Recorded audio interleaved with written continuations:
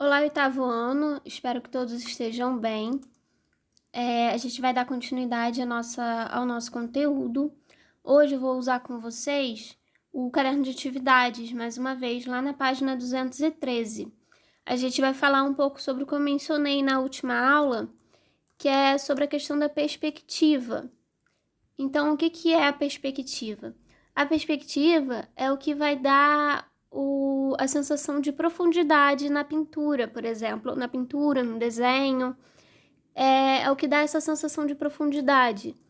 Então, ela é o ponto de vista do qual estamos olhando. E isso se aplica a várias situações além da arte. O que o texto quer dizer com isso, né? Quando a gente fala de perspectiva, por exemplo, é quando alguém te conta uma história e você tá ouvindo essa história, né, que essa pessoa tá contando. Você tá ouvindo da perspectiva dessa pessoa. Você não sabe como é que é do ponto de vista de uma outra pessoa que está envolvida na história. Então, a perspectiva é justamente isso. Ela vai depender também, além de ser o que vai dar, né, essa ilusão de profundidade, ela vai depender do ponto de vista onde você está. Então, ela vai poder variar. A gente vai ver isso melhor mais pra frente. Na aula passada, eu comentei, né, que a perspectiva na obra do Cézanne, quando a gente estava falando sobre a obra do Cézanne, a perspectiva na obra dele, ela tinha um diferencial, né? Isso porque o uso dessa técnica, ele nem sempre foi tão desenvolvido. Ele passa a ser desenvolvido com o tempo. Então, no começo lá da pintura, ela era bem mais chapada. Essa daqui já é o começo da perspectiva. Aqui a gente já tem alguma noção de profundidade. Antes ela era mais chapada. Quando eu digo chapada, é que não tinha nenhuma ideia de profundidade. Sabe quando lembra muito desenho de criança, por exemplo, os desenhos de criança que tá tudo no mesmo plano. Então, não tinha muito essa noção da proporção. Aqui, ó, a gente nessa obra, quando tá no começo dessa ideia de perspectiva, a gente consegue entender que aqui que o homem lá atrás, né, que se eu não me engano é uma imagem bíblica, a imagem de Jesus, Jesus está lá atrás, então ele por estar mais atrás, ele tem uma proporção menor, não é só a ideia de profundidade, né, é a ideia de proporção também. Então, quem está mais na frente, qualquer objeto ou pessoa que esteja mais na frente, ela vai ter uma proporção maior. Aqui é outro exemplo, ó, que é da profundidade já no começo, que está começando a ser trabalhada. E a gente vai falar um pouco sobre os elementos da perspectiva. O primeiro deles é a linha do horizonte. O que é a linha do horizonte? É o elemento da construção em perspectiva que representa o nível dos olhos do observador. A linha do horizonte é exatamente isso que ela diz, né? É a linha do horizonte. Quando você olha assim para uma paisagem, para um ambiente aberto, principalmente, você consegue ter essa observação. A linha do horizonte vai ser sempre a linha horizontal. Aqui até botei, né? É uma coisa que fala no livro, que eu achei interessante colocar, que a linha do horizonte vai ser aquilo que vai separar o céu da terra, ou do mar, dependendo do seu ponto de vista, dependendo da paisagem que você está observando. Então, a primeira linha que a gente faz na perspectiva é a linha do horizonte, que é essa linha vertical. Vertical não, horizontal. Mas lembrando que ela não vai ser a linha onde você tá onde a pessoa que está com o plano, que está no primeiro plano, está pisando. Ela é a parte lá de trás, onde termina o chão.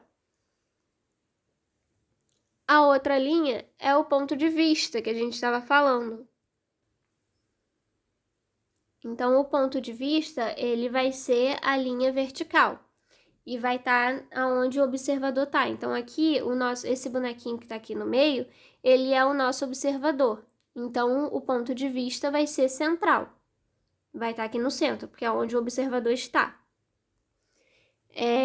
Aí, como eu coloquei aqui, né? Costuma ser representado por uma linha vertical que corta a linha do horizonte. Então, como eu mostrei ali para vocês na imagem.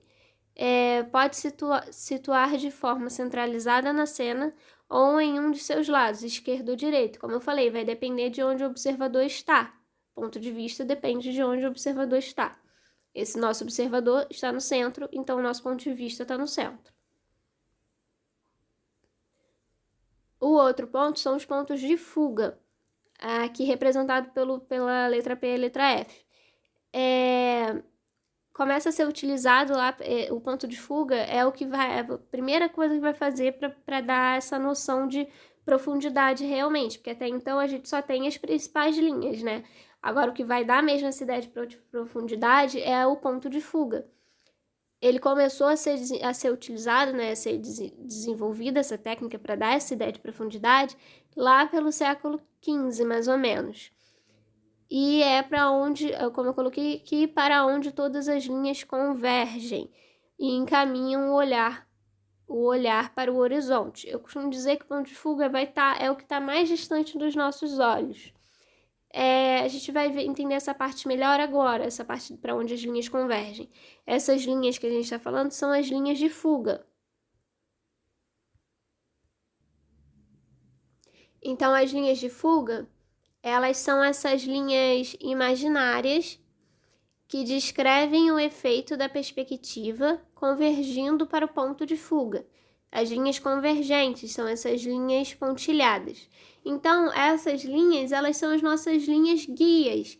A partir dela, a gente vai fazer o ponto de fuga, temos a linha do horizonte, e depois nós vamos fazer essas linhas diagonais, que vai ser o que vai guiar a gente na hora de fazer a proporção dos objetos e dos elementos que a gente vai colocar na imagem. Então, por exemplo, aqui a gente vê que a árvore aqui da frente, ela tem uma determinada altura e que é uma árvore igualzinha lá atrás, ela vai ter que ter um tamanho diferente, de acordo com a nossa linha guia. Então, ela vai seguir essa altura aqui, essa última árvore que está ali. Essas linhas guias são que vai guiar a gente para ter essa ideia de proporção, não só como eu falei de profundidade, também para a gente ter essa ideia na questão do chão, né? A gente vai fazer uma calçada, por exemplo, aqui é uma rua, né? Ela tá representada, ela vai até o final, então ela vai diminuindo, né? Ela vai fazendo uma espécie de triângulo, porque ela vai diminuindo porque está mais longe da nossa visão. E também essa ideia, como eu comentei, de proporção.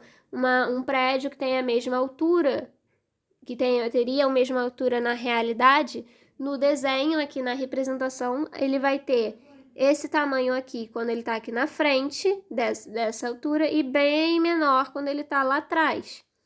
Então, as linhas de fuga também são as nossas linhas guias.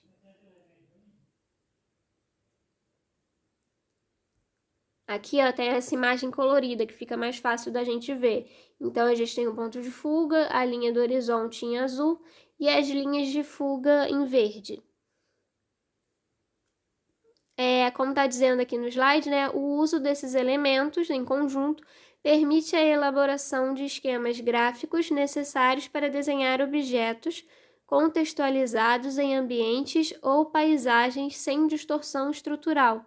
Nada mais é do que isso que eu já estava explicando para vocês, é essa ideia de proporção, para a gente não fazer uma ideia de proporção, é a ideia de escala, entenderam?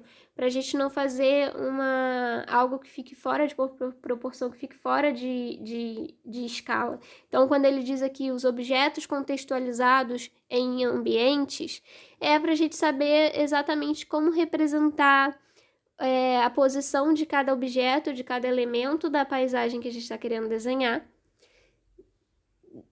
como que a gente vai representar eles no papel, de acordo com a posição que eles estão na vida real.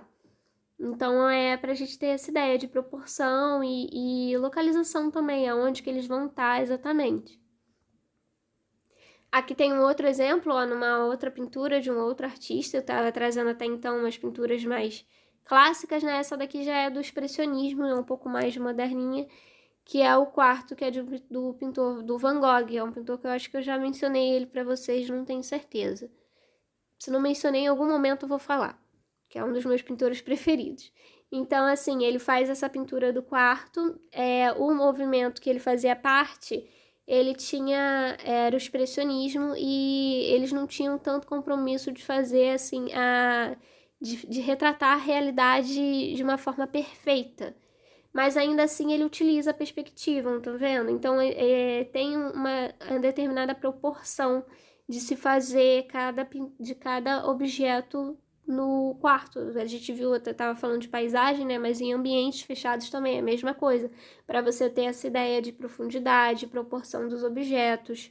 Então você faz a linha guia, por exemplo, a cama, ela vai tá um pouquinho maior aqui na parte dos pés, né, que tá mais na frente, mais perto da nossa visão, e vai diminuindo um pouco o tamanho dela na parte da cabeceira, que tá lá, que tá mais longe da nossa visão.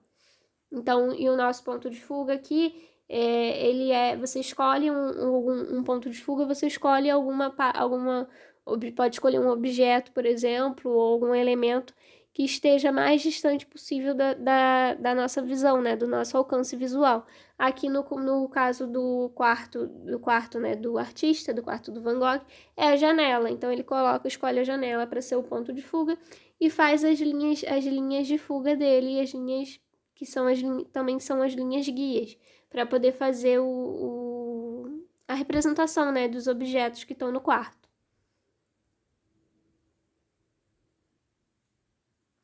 Então, aqui, como a gente estava falando, a gente tem essas linhas, né, de guia, de linhas de fuga, que a gente consegue ver como é que foi feita a perspectiva dessa pintura do Van Gogh. A gente tem outro exemplo aqui dessa pintura da Santa Ceia. Então, a gente vê, né, que tem aqui as primeiras linhas, isso é uma simulação, na verdade, né? Como provavelmente foi feito o estudo para essa pintura. Agora, essa última parte, para encerrar, a gente vai falar dos tipos de perspectiva. Nós temos dois tipos. O primeiro é a perspectiva paralela. Na perspectiva paralela, as linhas de fuga se deslocam apenas para apenas um ponto de fuga, um PF, né? Um ponto de fuga. E os objetos nessa situação apresentam sua face frontal paralela ao observador. O que isso quer dizer? Vocês estão vendo esses 3 cubos. A gente está vendo a parte da face, né? Da face frontal dos cubos. A parte da frente dos cubos. E a gente só tem um ponto de fuga. Essa é a perspectiva paralela. Na perspectiva oblíqua, a gente está vendo a quina, né? O canto do cubo. E aí nós temos 2 pontos de fuga. Essa é a perspectiva oblíqua. Então, a paralela, um ponto de fuga só, e a gente vê a frente do objeto. E na oblíqua, a gente tem 2 pontos de fuga e nós vemos a lateral ou a quina, né, do objeto. No caso de um objeto como um cubo, a gente vai ver a aresta, né, o que a gente chama de aresta.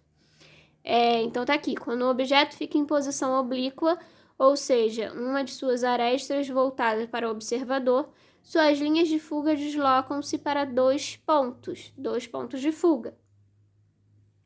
Então, a gente tem aqui, né, o ponto de vista central, porque o nosso bonequinho está no meio. E nós temos os 2 pontos de fuga, porque o nosso objeto principal, o objeto que está aqui no centro, a gente está olhando para ele, para essa quina. Então, ele está apontando para 2 direções. Agora, aqui ele vai estar apontando para uma direção só.